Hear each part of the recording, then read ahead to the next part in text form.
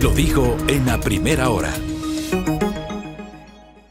Bueno, seguimos, 7:41 en la mañana. A ver, la semana anterior quiero recapitular un tema que fue materia del comentario de quien les habla sobre la situación de violencia que afecta a niños, niñas y adolescentes. Cité yo una nota del 21 de enero publicada por el portal Primicias, un reporte del periodista Alexander García. 70 niños y adolescentes menores de 15 años murieron en hechos violentos en Ecuador durante 2024. El Ministerio de Interior registró 403 muertes violentas entre menores de edad en 2024, un 14% más que en 2023. Casi la mitad de estos homicidios se registraron en la provincia del Guayas. Dice, Guayas registra casi la mitad de la violencia contra menores de edad, 48,8% de los homicidios, y su capital, Guayaquil, es de largo la ciudad donde más niños y adolescentes fallecieron de forma violenta el año pasado, con 116 casos.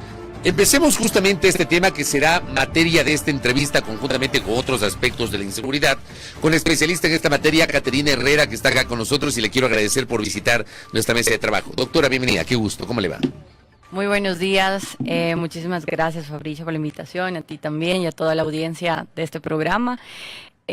Bueno, o sea, el estudio y sobre todo el informe, es un informe que sacaron la anterior semana, es como resultado de dos circunstancias, ¿no? Estas muertes violentas y la cantidad, imagínate, 403 muertes por parte de niños y adolescentes, significa dos escenarios. En primer lugar, que son víctimas colaterales de este enfrentamiento entre grupos de delincuencia organizada, pero también de la disputa territorial que existe en diferentes provincias, sobre todo de la costa ecuatoriana, resultado también de una violencia estructural, en donde aquí viene el segundo componente, y es que debido a esta violencia estructural, en donde no existe la presencia del Estado que le garantice, no una alternativa, que establezca una hoja de ruta, que garantice sus derechos mínimos, pero también que garantice esos derechos a los padres, a la comunidad, para tener un entorno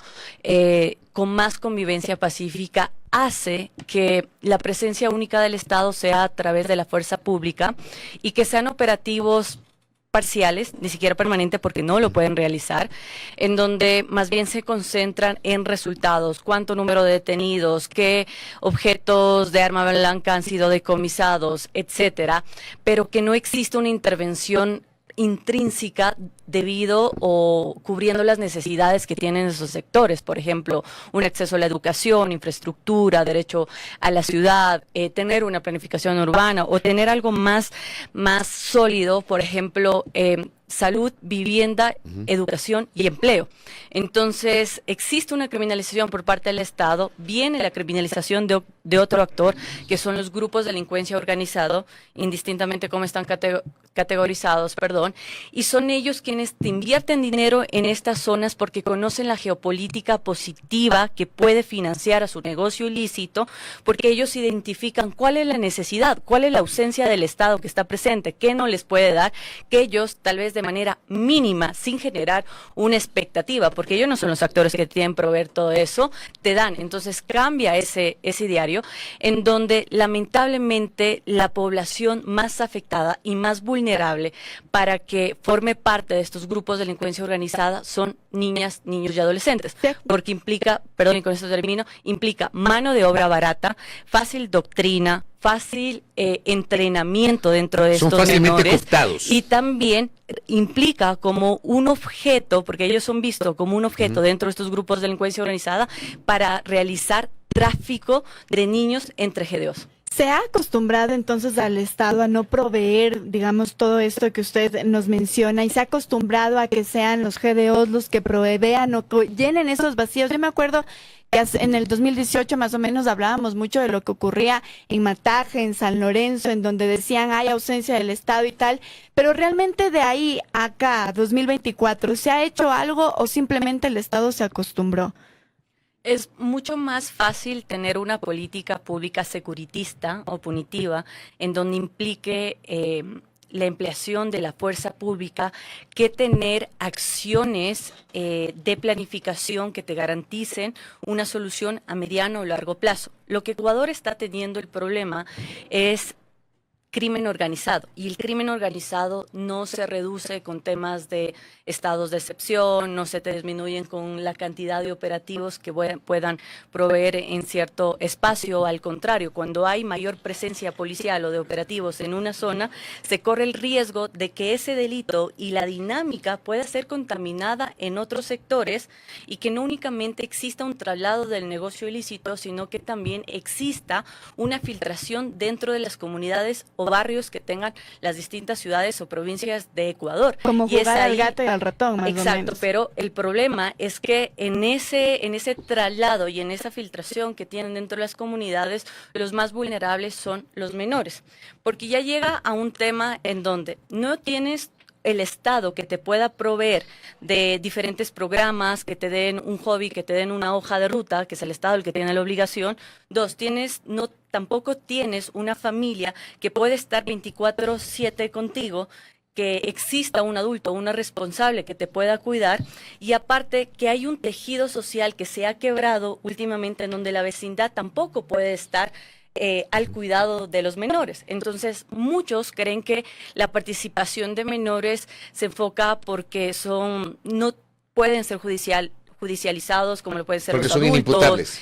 Exacto, o que es por un tema de dinero, pero realmente los menores lo que quieren escuchar es un sentido de pertenencia, pertenecer a un grupo, pertenecer a un espacio, y eso es lo que te dan los grupos de delincuencia organizada. A usted, perdón que le interrumpa, pero a usted de alguna manera le sorprendió el hecho de que la primera pregunta del debate presidencial en el eje de seguridad, que era el primer eje, tenía que ver con la imputabilidad de los menores de edad. O sea, todo lo que usted está señalando con esa pregunta, porque me da la impresión de que hay un segmento de la sociedad, ¿ya?, que dice que si los niños, niñas y adolescentes pueden votar, también deben hacerse responsables como adultos de los delitos que cometen. Pero en las respuestas de los candidatos poco se habló de esto que usted señala, el tejido social, más del tema reactivo y no del tema preventivo, doctora. Realmente a mí me pareció una pregunta que no merecía dentro del debate, porque tenemos problemáticas que son la médula del problema de este fenómeno que estamos pasando, como el crimen organizado. Que sí, que el tema del reclutamiento es un efecto de todo este manejo tal vez improvisado en temas de seguridad, que ha hecho que la mayoría de militantes, por ejemplo, en 3 provincias donde hice mi investigación, que es Esmeraldas, Guayas, también parte de Los Ríos y ciertos cantones de Manabí, en donde hasta junio del 2024 pues se identificó que el 60% de niñas, niños y adolescentes pertenecen a estos GDO, ¿no? O sea, el 60% de integrantes de los GDO son niños y adolescentes. Entonces, en este aspecto me pareció bastante extraño que no se pudo abordar, y aparte reflejó que es un tema de populismo de seguridad, que quieren politizar la seguridad, cuando este es un tema que justamente se estaba tratando dentro de la Asamblea, que el tema de la participación de los menores no cae en un tema que es el problemático o es la médula del problema de inseguridad, sino más bien es un efecto de todo este manejo. En este sentido, para abordar el tema de reclutamiento hay que tener 3 acciones. Primero, en el eje de prevención.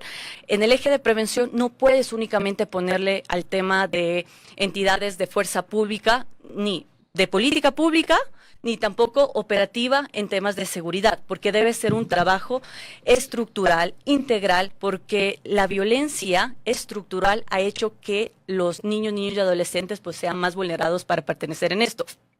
Segundo punto, el tema de la investigación. ¿Por qué nos enfocamos en los delitos que produce el niño y no nos enfocamos en quién lo recluta, en quién los entrena, en quién los acopia, en quién los está explotando dentro de la trata de personas? El reclutamiento para actividades penadas por la ley es un fin de la trata de personas que está tipificado en el artículo 91 del Código Orgánico Integral Penal.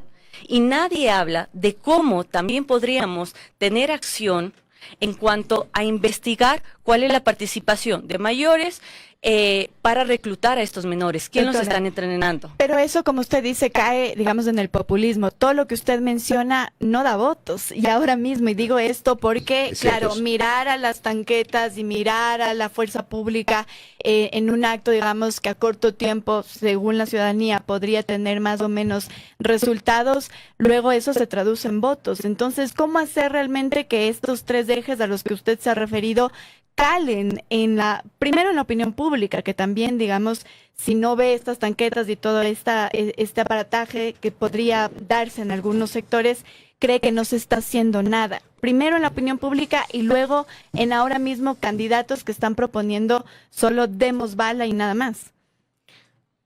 Generando algo que se conoce como gobernanza de seguridad. La gobernanza de seguridad es identificar primero el centro de la gravedad del problema y luego cómo esto puede afectar y qué acciones los distintos actores pueden implementar ante esta problemática. Ese es el tercer punto para abordar este tema del reclutamiento de menores. Pero básicamente no se puede generar una gobernanza de seguridad si es que cada actor político tiene una agenda individualizada en temas de seguridad.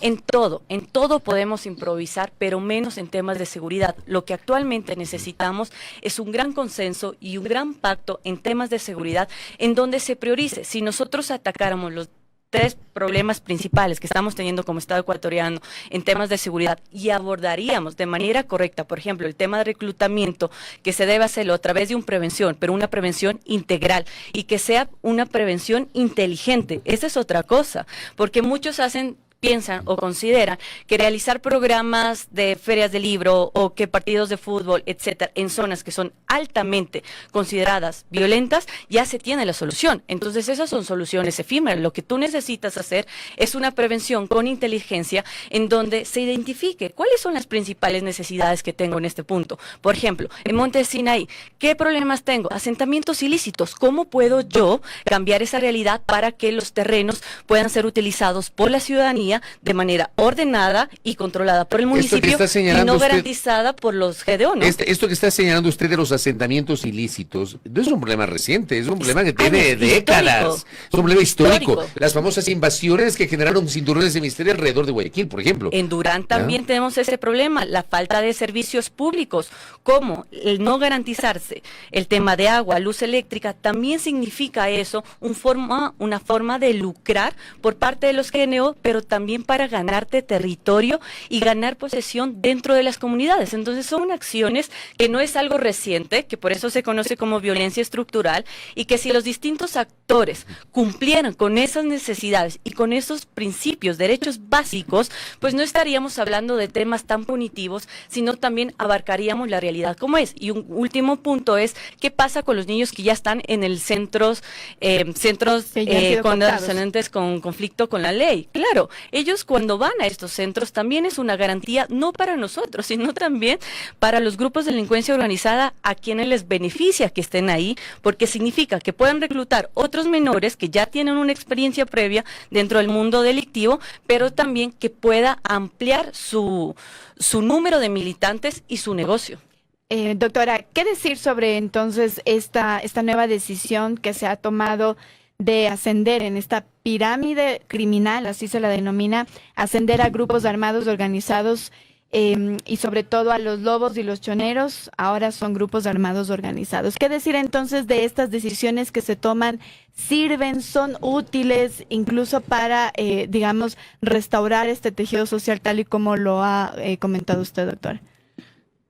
Sí es pertinente porque no es algo nuevo que nosotros le estamos haciendo acá en Ecuador, ya en Colombia incluso todos los actores no estatales que afectan los intereses nacionales son categorizados de esa forma. Igual en Chile tienen esta misma terminología, es una categoría que funciona mucho y se lo maneja dentro de Estados Unidos también, de la escuela americana, y que nosotros tengamos identificado, esto nos permite a nosotros primero saber las características con las que están manejando, el alcance y nivel de influencia que tienen dentro del ámbito de inseguridad y también los recursos con los que cuentan. Entonces, que nosotros sepamos a qué línea pertenece, si es un grupo organizado armado, si es un grupo de delincuencia organizada transnacional o es un grupo de delincuencia organizada, etcétera, incluso va a servir a que tengamos las estrategias y herramientas para saber cómo apuntar con cada uno de ellos. Están actualmente 2 que fueron ascendidos a grupos organizados armados, que esto significa que ya dejaron de tener una incidencia netamente en territorio nacional y que ahora tienen un poder, un recurso que otros actores tal vez no lo tienen, como es el tema de armamento. Una vez que ellos tienen armamento, significa que tienen ejerción dentro del territorio a nivel nacional, que tienen nexos directos con distintas estructuras transnacionales, que tienen capacidad de financiamiento para otros grupos de delincuencia organizada acá a nivel territorial, y que claro, que ellos también son considerados como actores o estructuras criminales en la comunidad internacional, ¿no? Por ejemplo, en Colombia, los disidentes de la FARC pues son considerados como grupos organizados armados por el nivel de influencia e impacto que ha tenido. Ahora sí es importante analizar eso, el impacto que tiene cada uno. Es decir, ¿qué impacto ha generado en la sociedad? Si ha hecho algún acto terrorista, si es que ha atentado con la vida de un grupo o actores estratégicos, etcétera. Y en este punto también vale identificar cuál es su alcance dentro de la economía ilícita del Estado ecuatoriano. Ya, un grupo de delincuencia organizada no va a tener el mismo recurso económico que lo va a tener un GDO transnacional, y mucho menos un GDO ya con capacidades armadas. Es distinto. Entonces el reto aquí es quién les está financiando, cómo hacen el blanqueamiento de este dinero y cuáles son las entidades que en su gran mayoría sirven para estos grupos de delincuencia organizada transnacional, y claro que ahora están en el rango de grupos de delincuencia organizada armada. Cuando ¿no? usted habla de las entidades, ¿se refiere a las que hacen control o deberían hacer de control? todos. Mira, porque es una dinámica distinta. Cuando tú hablas de delincuencia organizada, tú necesitas filtrar o necesitas reclutar a la entidad que está en la primera línea para que te haga te avise el operativo, para que te dé seguridad, para que te indique los diferentes horarios, accesos, etcétera. Que lamentablemente va a ser, por ejemplo, si es en las cárceles, guías penitenciarios y quiénes están. Entonces hemos tenido casos de policías, hemos tenido casos de Fuerzas Armadas. ¿Cómo no? En casos de instituciones públicas, pues va a ser fiscalías, jueces, también tenemos aduanas, migración, gobiernos municipales, prefecturas, etcétera. Pero cuando ya vemos este último nivel, ¿no? Este último nivel que tiene capacidad armada, significa que hay instituciones que ni siquiera están en el radar de la investigación o de las entidades de fuerza pública, que te pueden generar mucho más recursos, pero también que te puede generar un sentido de pasar desapercibido ante la autoridad. Porque cuando ya llegas a ese punto, lo que el crimen organizado necesita es que no exista visibilidad, que no exista control por parte de la fuerza pública, pero que sí puedas tú lavar un activo. Entonces va a haber pequeñas instituciones o empresas privadas o incluso cada vez más, que nomás con la comunidad, de cómo este dinero pues puede influir dentro del territorio donde ellos están ejecutando, hasta llegar a un punto en donde pueden tramitar empresas que están legalmente constituidas, pero que tienen accionistas y recursos por parte del crimen organizado. Un ejemplo muy claro, lo que está pasando con minería ilegal. Doctora, solo para culminar y digamos por honor el tiempo, súper cortita su respuesta, si nos puede ayudar. Justamente, ¿qué hacer de parte de la sociedad, desde estos círculos más pequeños, para poder, digamos, combatir como con reestructuración del tejido social aquellos grupos de delincuencia organizada? Yo le pregunto esto porque justo nos había llegado hace un momento un reporte de que justamente el día de hoy en el sur de Quito hay una escuela, la escuela Pérez Payares, en donde padres de familia están insistiendo en que se dé más seguridad, porque parecería ser que dentro de la escuela se está extorsionando y que hay un grupo de delincuencia organizada ahí. ¿Qué hacer desde la sociedad civil también para aquello? Exigir derechos, exigir cumplimiento, exigir una política pública adecuada. Tú no puedes exigir tus derechos si desconoces, tú no puedes pedir algo si es que no estás consciente de la necesidad e importancia que se tiene. La sociedad civil se juega un papel trascendental porque es la voz que tiene la ciudadanía, es la voz que tienen diferentes barrios, incluso organizaciones de ciudadanos que por miedo no lo pueden indicar. Y algo que vale la pena indicar es que el crimen organizado se alimenta cuando hay división, sobre todo en las comunidades.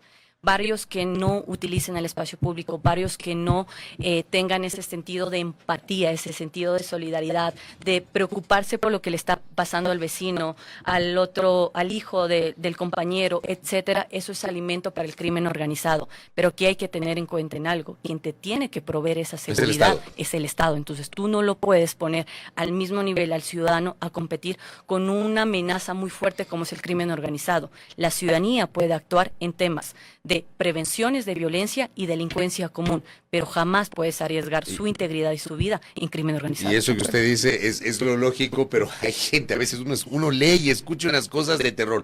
Lo ultimísimo, ayer la periodista Mónica Velázquez decía, publicaba un post en su cuenta de X: este es el enero más violento en la historia del Ecuador, el enero más violento en la historia del Ecuador según cifras oficiales. En tan solo 24 días, los homicidios intencionales han alcanzado la escalofriante cifra de 600 asesinatos, superando las estadísticas de años anteriores. Enero 2023, 517. Enero de 2024, 479. Enero 2025, en menos de 31 días, 600 homicidios. ¿Qué nos dice eso? Con eso cierro, doctor. Que las políticas públicas que se han implementado en los últimos 5 años ha sido más bien dependiendo de los eventos coyunturales y no más bien en temas estructurales. La columna vertebral que tenemos en este problema es el sistema de rehabilitación social. Hasta ahora no existe una oxigenización o un abordaje de cómo puede actuar, mejorar y sobre todo garantizar una política pública de rehabilitación social dentro del sistema carcelario. Segundo, que los estados de excepción no funcionan. Está correcto que la fuerza pública, como es su rol, ¿no es cierto?, de intervenir en temas de seguridad, actúen en este aspecto. Sin embargo, no podemos dejarlo solo en la fuerza pública. Se necesita la intervención del Centro de Inteligencia Estratégica, de la UAFE, de investigaciones en donde el sentido de impunidad es cada vez más fuerte. Tenemos el problema de corrupción y el problema de corrupción se termina eliminando el sentido de impunidad y también acabando con los temas de logística y comunicación del crimen organizado. Ustedes van a seguir tal vez más hechos violentos, vamos a poder ver en estos meses debido a que existe una proliferación. Ha habido cuantos mandos medios que han sido detenidos, también asesinados, etcétera, y cada vez más estas estructuras criminales sienten con el poder y la necesidad de ganar más territorio y generar más proliferación de sus negocios ilícitos. Mientras no tengamos una política pública de seguridad o una intervención en donde se identifique los principales problemas, quiénes son los que le ayudan con la logística, quiénes son los que están ahí en la parte de comunicación del crimen organizado, data como la que acaba de reflejar, y sobre todo es verdad, ¿no?, que enero fue de los últimos 15 años del más violento, va a seguir reflejándose, ¿no? Y sobre todo entender que estamos en época de campaña electoral en donde esta problemática tal vez se puede intensificar mucho más. Doctora, gracias por el tiempo y por sus gracias aportes. A ustedes. Caterina Herrera, que ha estado con nosotros, especialista en materia de seguridad, aquí en A Primera Hora. Primera Plana. Todas las noticias, todas las voces.